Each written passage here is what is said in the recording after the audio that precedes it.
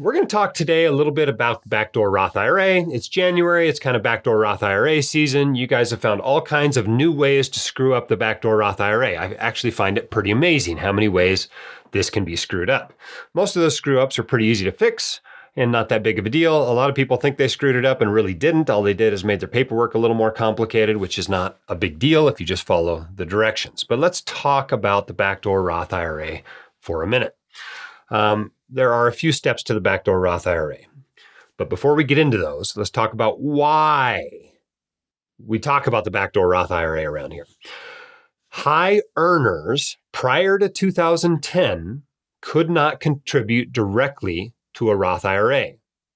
They also, assuming they had a retirement plan at work, could not deduct their traditional IRA contributions. And finally, they could not convert a traditional IRA, prepaying the taxes, and moving that money into a Roth IRA. You couldn't do any of that stuff before 2010. In 2010, Congress changed the rules and allowed high earners to do Roth conversions. And what that allowed people to do was contribute money to a traditional IRA, which isn't deductible, and then convert that money the same day or the next day if they want to a Roth IRA. Now, because they never got the deduction, there's no tax cost to the conversion. And so what you're left with in the end is just like you contributed directly to a Roth IRA. Now, Roth IRAs are awesome because the earnings on that money is never taxed again. It also receives significant estate planning benefits. It can be stretched for 10 years after your death by your heirs. You can just name beneficiaries so that money doesn't go through probate. In most states, it receives significant asset protection from your creditors in a bankruptcy situation. It's just a great way to invest, especially if you've already maxed out all of your other retirement accounts. And so Roth IRAs are great. If you can use one, use it. But most of us have to fund it through the back door or indirectly. Now, remember, there's two steps to that, two main steps, right? The contribution to the traditional IRA and the conversion to the Roth IRA. And it's important to realize it's not just one thing, it's really two things. And so all the rules about contributions apply to the first step, and all the rules about conversions apply to the second step. And so you have to follow all those rules, and there's a bunch of little wonky rules that you have to understand there. So, step one, contribute to the traditional IRA. For 2021, that's $6,000 if you're under 50. It's $7,000 if you're over 50. You can do one for your spouse as well, even if your spouse doesn't have any income, as long as you have enough income to cover your spouse's contribution. But remember, IRA stands for Individual Retirement Arrangement. So your situation has nothing to do with your spouse's situation. All right, when it comes down to the Pro-Rata rule, that'll be important. And when you file the tax forms, that's important because you each have your own individual Form 8606 on your taxes that reports this, okay? Step one, contribute to the traditional IRA. Step two, okay, just leave the money in cash, okay? Your settlement fund, a money market fund, whatever. Don't do anything with it inside that traditional IRA. Don't go investing it into a mutual fund or sort of stocks or anything like that, because not only might you make money on it in the time it's in the traditional IRA and have to pay more taxes on that, but you might lose money, which starts making your tax forms really complicated. So just put it in cash. Then the next day, move that money from the traditional IRA to a Roth IRA. Now, if that's complicated to you, any of that's complicated to you, I have a tutorial called the Backdoor Roth IRA tutorial. If you Google Backdoor Roth IRA, it'll pop up on the first page of Google. If you Google Backdoor Roth IRA tutorial, it'll be the #1 hit, which will walk you through those steps at Vanguard with screenshots of every step. Okay, not that complicated. You can do it. Okay, so that is step one, right? Put it in a traditional IRA. Step two, just leave it in cash. Step three, move it to a Roth IRA. Okay. Then you invest the money into your preferred investment, whatever it is, a stock mutual fund, a bond mutual fund, whatever. That's step four, is to invest the money. Step five is where a lot of people get some screw ups. This is to avoid the Pro-Rata rule. And this is one of the rules that has to do with Roth conversions. If you are going to do a Roth conversion, it is converted pro-rata with all of your traditional IRAs, that includes rollover IRAs, as well as SEP IRAs and simple IRAs. So the way you avoid getting prorated on your conversion is by having no money in any of those accounts on December 31st of the year you do the conversion.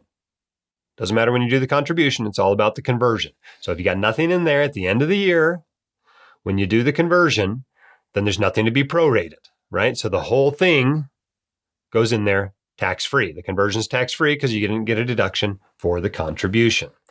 And then the final step is just reporting the transactions correctly on your taxes by filling out Form 8606. That's it, right? If you can do a cholecystectomy, you can do this. It's not that complicated. But unfortunately, people screw it up all the time. For example, you can screw up the first step by contributing directly to a Roth IRA. That's bad. You should not do that. Okay? Put it in a traditional IRA first. If you think your income might be anywhere near the income cutoff for a contribution, which is $137,000 if you're single, it's a modified adjusted gross income, and $193,000 if you're married filing jointly, don't go directly into a Roth IRA. Go through the back door. Even if you're under that limit and you go through the back door, it's no big deal. In fact, I think that's what happened to us in 2010. I thought it was going to be over and we weren't. No big deal. But if you're over it, you have to go through the back door. The way you fix it, if you screw that up, is you recharacterize that contribution, that Roth contribution, into a traditional contribution. And then you reconvert it. You can do that. You can't recharacterize conversions, but you can recharacterize contributions to the wrong kind of account. All right, the second error. Remember, the second thing you're supposed to do is to leave the money in cash. If you screwed that up and put it into a traditional IRA and invested it in something else and left it there for months or even left it there for just a few days and made money, well, when you convert it, you should still convert everything in that account. It now may be more than $6,000, but convert it all. And whatever extra that you made in there, you'll just owe taxes on. So if now you're converting $6,200, you'll owe taxes on $200. Okay, not a big deal. However, if you lose money in the account, it really makes your tax paperwork complicated because now you've got more basis than you actually had a conversion. Just a mess. If you follow the directions, you can still report it okay on your tax forms, but it's easier to just leave your money in cash while it's in the traditional IRA. Okay, step number 3, remember you're supposed to then convert it to a Roth IRA. If you screw that up, you forget to do the conversion, you might end up with some huge gain. If it's a year like 2019 or 2020, now all of a sudden you're paying taxes on an extra 30% earnings in that account that maybe you didn't have to. So how do you fix it? Well, you do the conversion late and you pay the taxes. Okay, step number 4 now is to invest the money in the Roth IRA. Now, if you made the mistake of just leaving it all in cash, well, that's unfortunate. You might have missed out on some opportunity costs there. You can call it stupid tax, call it whatever you want, but basically just get the money invested is the way you fix it. Okay, step 5 is taking care of that pro-rata issue. Lots of people screw this up. But basically, you got to look around all those forgotten IRAs you might have from some old job and look at all your IRAs. Simple IRAs, SEP IRAs, traditional IRAs, rollover IRAs, inherited IRAs don't count, Roth IRAs don't count. But all those other IRAs, the balance needs to be 0 at the end of the year you do the conversion step. So how do you get it to 0? Well, you got 2 options most of the time. One is to just convert it all to a Roth IRA. That might involve paying some taxes, but if you just have a $10,000 SEP IRA out there, you can probably afford the taxes on that. Just convert it. It's really simple. You end up with a bigger Roth IRA, which is never taxed again, gets all these great tax and estate planning and asset protection benefits. It's a great solution if the tax cost is relatively low. But if you have some $600,000 rollover IRA, you probably don't want to do that. And so what you should do in that case is find a 401k. If you have some self-employment income, you can open an individual 401k and roll the IRA in there. Remember, Vanguard's solo 401k doesn't allow IRA rollovers. So if that's the point of your solo 401k, open it somewhere else like Fidelity or E-Trade. But if you have a 401k or 403b at work, they almost surely accept IRA rollovers. You can just roll the money in there. Okay, don't try to do this the last week of the year. You're not going to be able to pull it off. It's going to take a few weeks. So don't procrastinate. Get it started early. Roll that money into a 401k or a 403b so you don't get prorated. Okay, if you forgot to do that, you get prorated. That's what happens. A lot of times that's no big deal because you can clean it up the very next year, right? If you just forgot to finish the conversion step on a contribution and you had some money in a traditional IRA at the end of the year, well, you can just roll it over the next year.